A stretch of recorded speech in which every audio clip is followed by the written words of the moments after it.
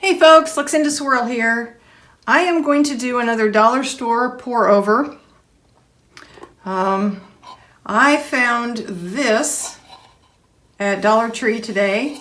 It is not cut crystal. You might be surprised to know that. It is plastic.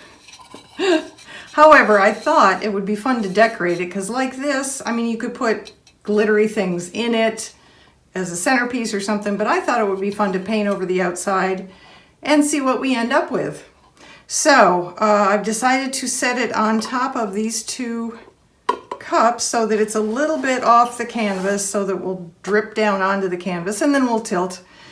This is an 11 by 14, which means using Mixed Media Girls calculations, area divided by 16, we need 9.625 ounces minimum.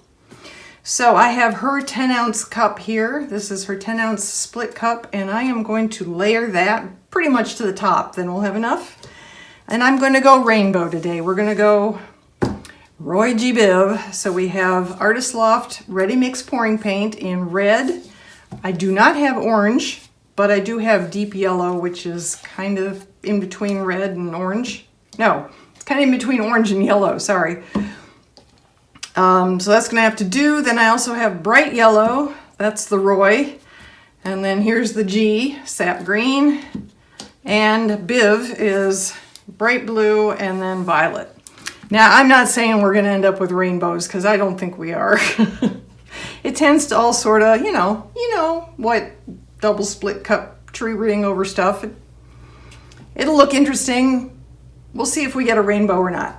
So we're gonna layer our cup and then we are going to pour over our nut dish or centerpiece bowl or whatever you want to call that. And we'll see what we get. And I will bring you back. We'll take a close-up look at everything after we pour, but then I'll bring you back tomorrow to see how it dried. And since this is Artist Loft, it should dry pretty much how it looks when we're done here. But I'm curious to see how the bowl will look when it's dried. We'll just check it out. So here we go, folks. Red.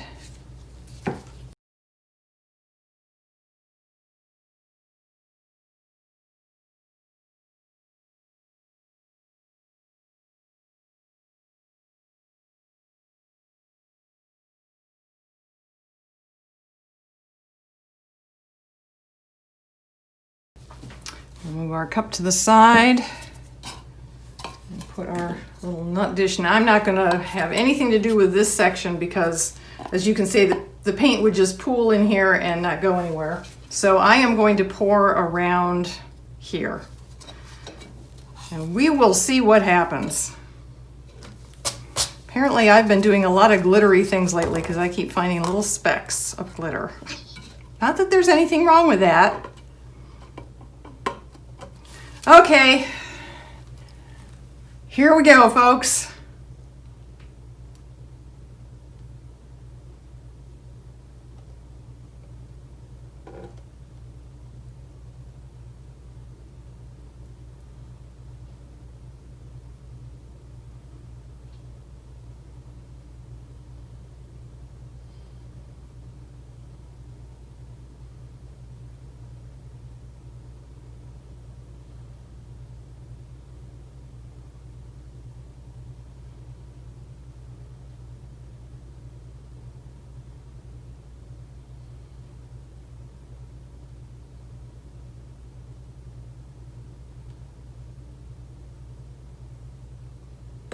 Whoop.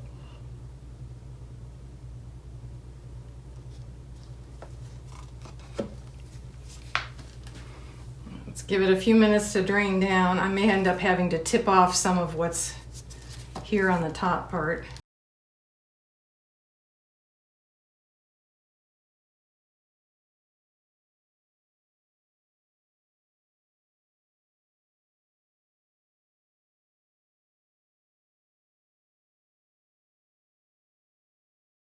All right, I'll put this off to the side. Hopefully that will continue dripping for, it's still dripping for a while longer. There we go. That will keep dripping for a while longer. Doesn't want to sit up straight. Okay. See what we ended up with here. And now we tint. That's cool. That looks almost like a face or a mask. I see no real rainbows here, but I didn't really expect to. I love the rosettes though, from the drips.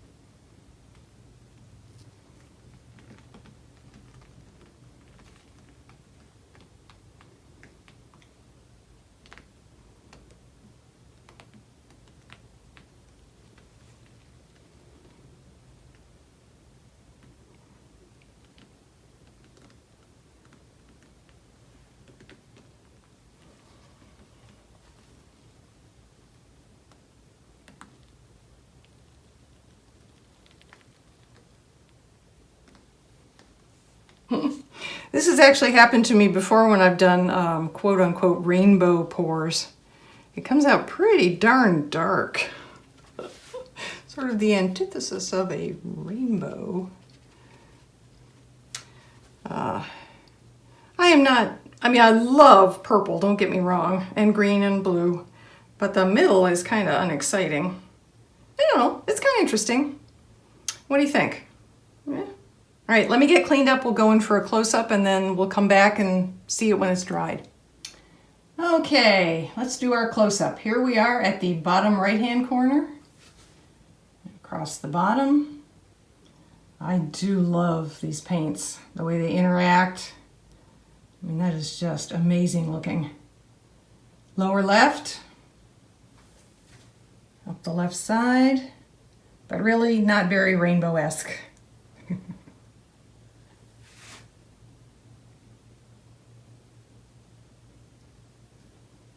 To the upper left corner, across the top,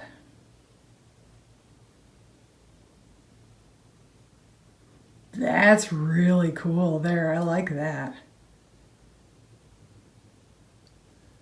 Cool patterns there. Oops, sorry, cool patterns there. Upper right corner, down the right hand side.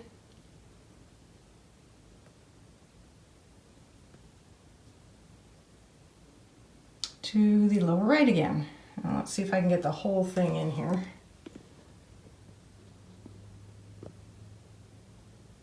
There we go. There's the whole painting. Now let's see what I can show you of the bowl. Okay, whoops. There is one aspect of the bowl, and there is the other side. This bowl is going to be quite purple. The bottom's going to look pretty cool. I think the sides are going to be dark purple and dark green. We'll find out tomorrow, so stay tuned. And we're back. Hey, it's the next day, even though a fraction of a second just went by for you guys. I wanted to show you how especially the bowl turned out. I had thought that this was just going to be a dark nothing. And that may be what you see. Let me see if I can get it to focus on this. This is going to be really tricky, I think. But it actually has some beautiful detail in it. And it looks like blue glass now, blue-green glass. There's this little errant drip that must have come down from the top at the last minute and settled there. But aside from that, I think this is absolutely well, I don't know about absolutely lovely. I think this is a lot prettier than anything I was expecting. It's only dried, obviously, overnight, so I'm not comfortable doing anything about the lumps yet. But in a few days, when I'm totally sure that it's totally cured, I will come along with an X-Acto blade or a single-edged razor blade and basically cut the lumps off. And then I will probably varnish it by spraying Rust-Oleum clear coat over it I'm not going to bother resining it. It's only worth $1. But it's pretty. I can see this on a table with beautiful shiny metal ornaments in it.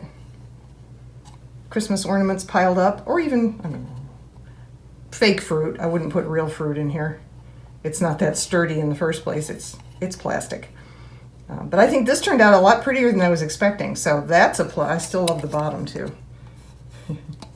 Let's take a look at our painting. And here's the entire painting.